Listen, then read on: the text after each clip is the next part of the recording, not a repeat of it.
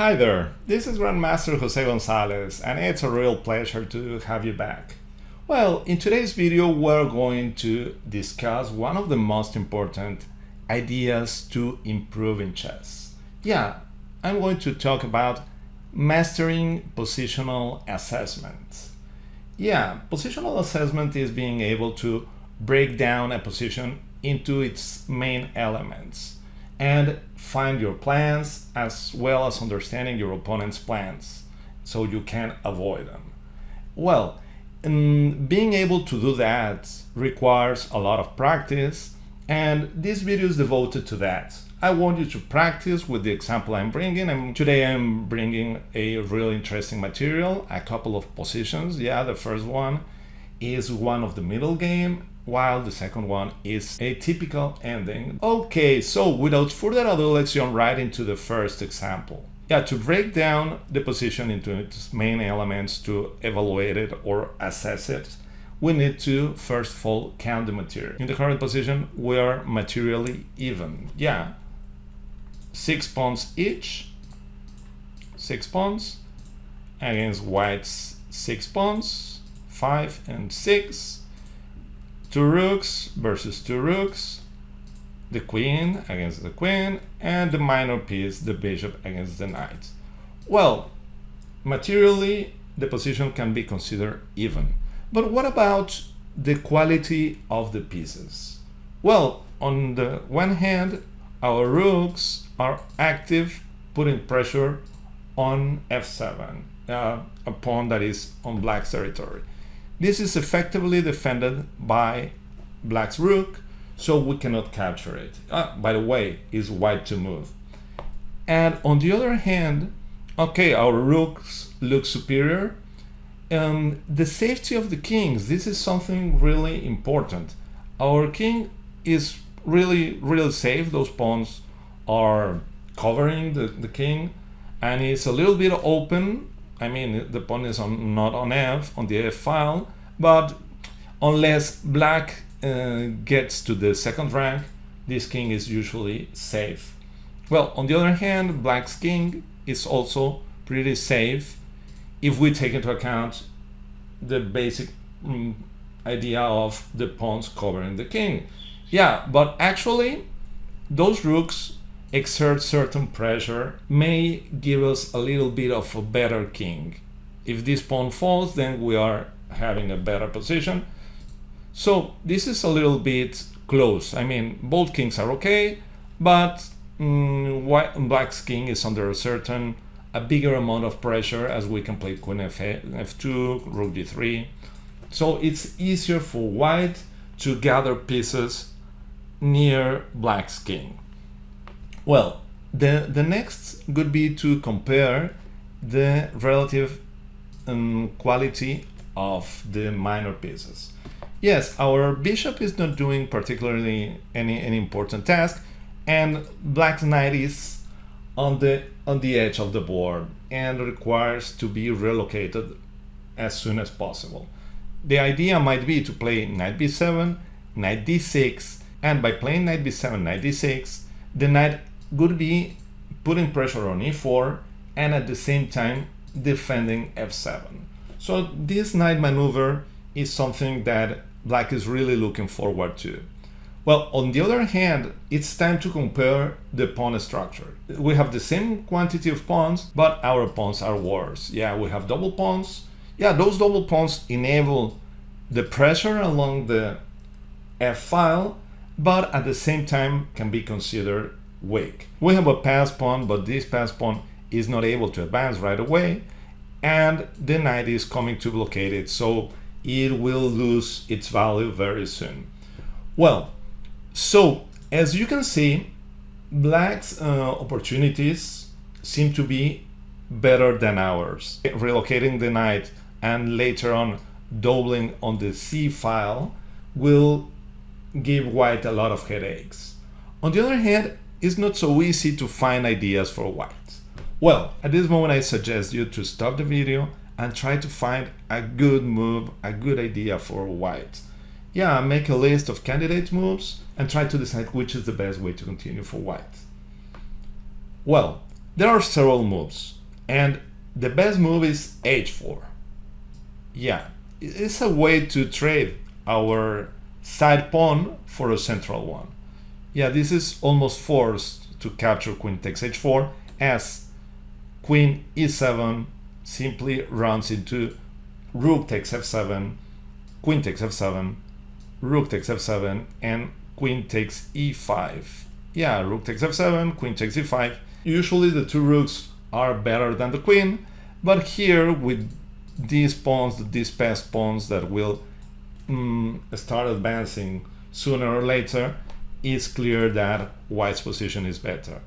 On the other hand, after capturing on f7, coming to c5 to counterattack the e3 pawn runs into rook takes e7, queen takes c7, and rook f5, putting pressure on e5 and maintaining a comfortable advantage for white. After h4, queen h5 is not a good idea. Now e3 is not attacked any longer, so e5 is going to fall. Okay, well, I will analyze the other options so you can see that h4 is really the best. Other ideas are related to stop knight b7. So bishop a6 can be an interesting idea, but actually after knight b7, bishop takes b7, rook takes b7, it's not clear that we have something, because okay, we have the passed pawn, but black's structure is really solid. We can't play rook f5 as the e3 pawn would be undefended. So bishop a6 is not a bad move, but it's quite modest. A more interesting idea would be to play queen f2, putting pressure on f7 now that we triple on the f file. And yeah, there are several possible ways to continue. I mean, f6 seems too dangerous for the queen, and I guess that rook g3 would be enough to have an advantage. Yeah, rook g3, queen h5, and we capture on f6. Besides, playing queen e7 to defend on f7 runs into queen g3. This is getting pretty annoying as we are preparing rook f5, and yeah, something like knight b7 runs right into rook f5. Yeah, the pawn is falling, f6 is not possible because of rook takes f6, and rook e8 is answered by bishop b5. So black's position is collapsing. Yes, queen f2 is a really interesting one.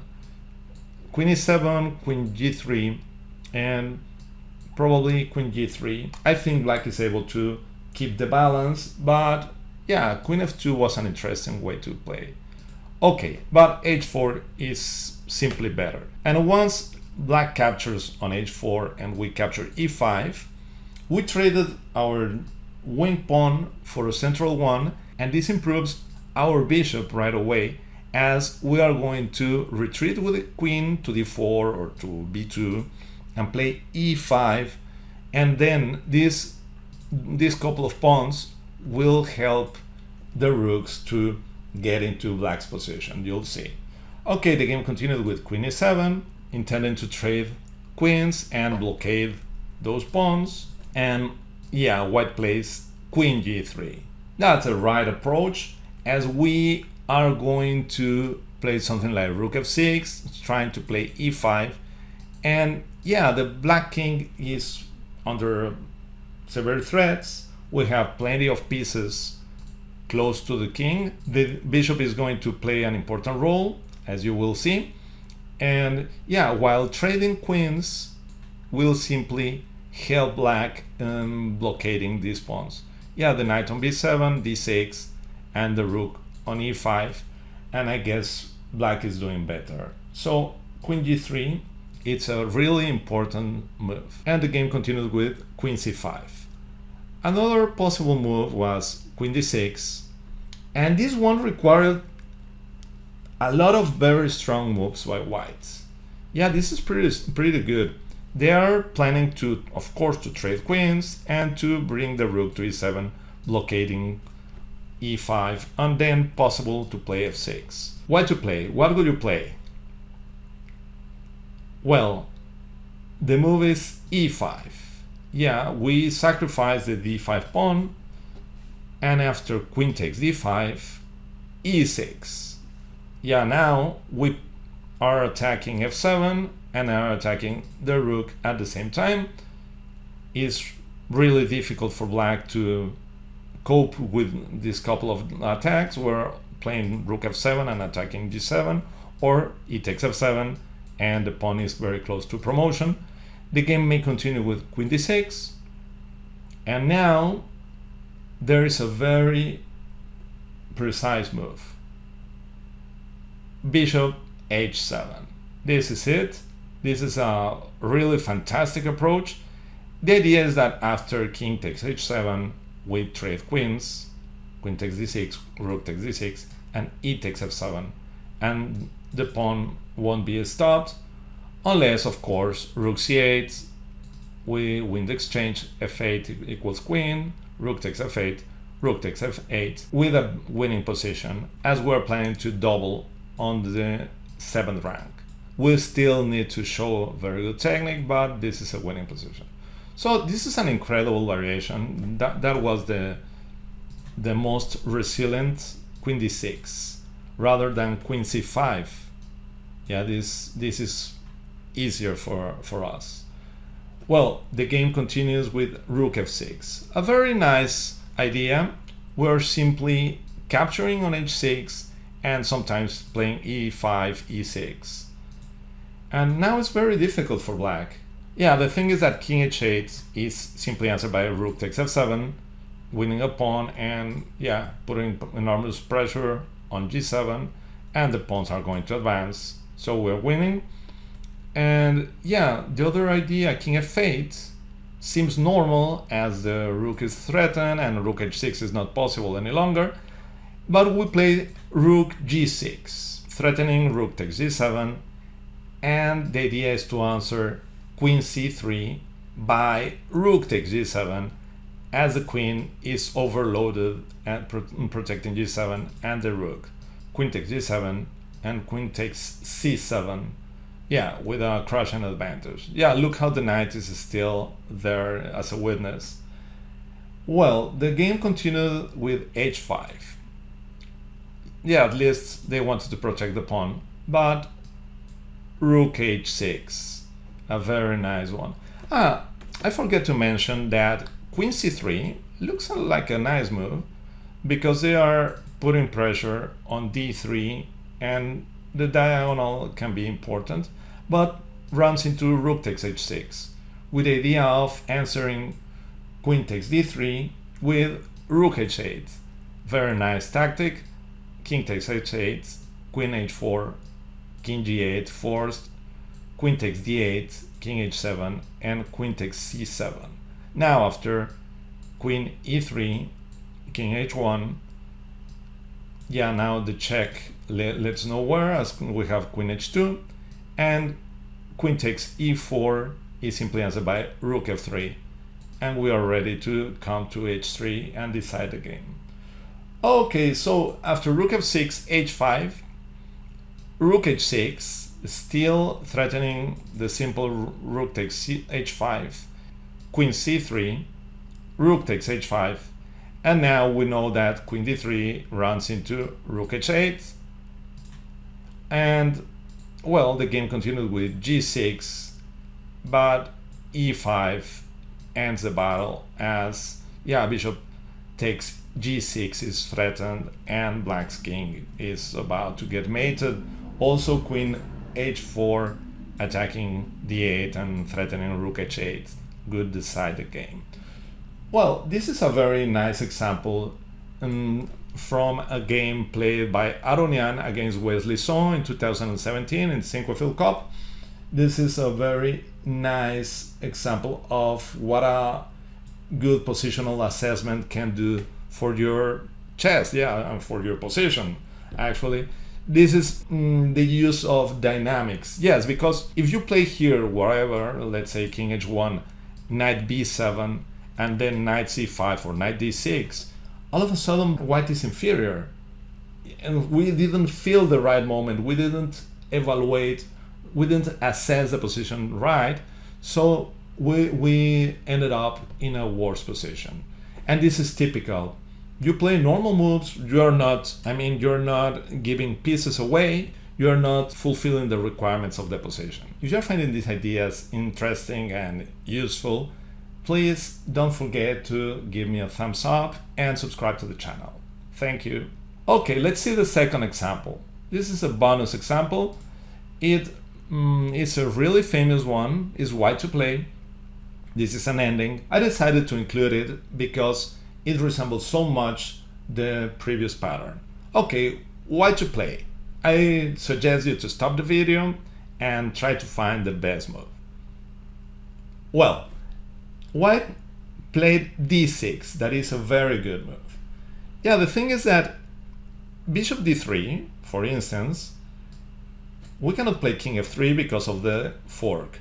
Knight d2, and yeah, we lose the bishop. So bishop d3, knight d6, and black is about to play f5, king f6, e4, king e5. Yeah, let me show you this variation. King f3, f5, king e3, king f6, h4, e4, bishop e2, and king e5. And we're inferior. We're going to lose this pawn. This is a beautiful blockade for black. Well, by playing d6, white is not only avoiding this, but there is a tactical idea typical from the ending. Knight takes d6 and bishop d5. Everything seems in order for black. The knight is defending the pawn. So the game continues with king f8, and here you'll find the answer to why white played in this way. Yeah, white to play and get a huge advantage. Well, I'm sure you know this idea. Bishop takes b7. Yeah, we sacrifice the bishop, but this is not really a sacrifice, as if the knight captures, we play a6 and the pawn is unstoppable. Yeah, we are reaching, even here, black is not able to stop the pawn. King c7 is answered with a7 and the pawn reaches a8 as the knight is hindering the king. So this is a typical idea. Bishop takes b7. Yeah, the good news for black is that they are able to blockade the pawn by playing knight b5 and knight a7 on a black square, so they don't have to resign, but this pawn is going to decide the battle in the long term. Okay, the game continued with king e7, bishop d5, putting pressure on f5, putting pressure on the f pawn, f5. Yeah, you can see that playing king d7, a6, and there is no way to bring the king and stop the pawn, as king c7 is answered by a7. So playing knight b5 or knight c8 is forced, and then the f pawn drops. So this is why playing f5 is normal. Well, it's not so clear on how we are going to win. Usually we use the distant passer to attract black's forces, the knight and the king, to the queen side, and then somehow manage to capture the king side pawns with the king or the bishop and to win on the king side. This is the strategy, the normal strategy. And let's see how the game continued. h4, h6, king f1 is just another way to get to the queen side. King d7, king e2, knight b5, king d3, king d6, bishop f7, and king c5. Yeah, playing g5 rounds into king c4, knight c7, bishop g6, f4. Now we have several ways to play. I like h5 to avoid trading pawns, but we could also trade and win the game anyways. Knight a6, g4, knight c5, f3, king c6, bishop f7, king d6, bishop d5, Suswang, knight d7, bishop e4, knight f6, and a6. And well, white wins. King c5, bishop takes g6, knight d6, trying to defend this pawn and capture the a pawn. a6, king b6, and game over after bishop takes f5. Yeah, the idea is that after knight takes f5, king e4, and we are going to take advantage of the distant situation of the king, and the game may continue with something like knight e7, king takes e5, king takes a6. Yeah, black's king is going to rush back to the king's side, but there are plenty of tempi before he can manage to do it. Knight c6, h5, trying to queen this pawn, king b5, king f6, king c5, king g6, knight e5, king takes h6, knight g4, king d7, and the h-pawn queens after knight takes f2, h6 winning right away. There is no way to stop this pawn. So this is a very typical strategy. You use your distant passer, and yeah, with this passer you distract black's pieces and win in the other side of the board. Well, after d6, this is a remarkable idea. Knight takes d6, bishop d5, with the unavoidable bishop takes b7, and yeah, we get a passive pawn. Yeah, a really important idea. Mastering the art of positional assessment is something that you won't do it overnight. Of course, this is an idea that also grandmasters work on. I mean, it's not a simple task, but doing it on regular basis will improve your chances of recognizing the important elements of a position and taking much better decisions in your games, rising your level. All in all, it was a pleasure to have you here, and well, see you next time. Goodbye.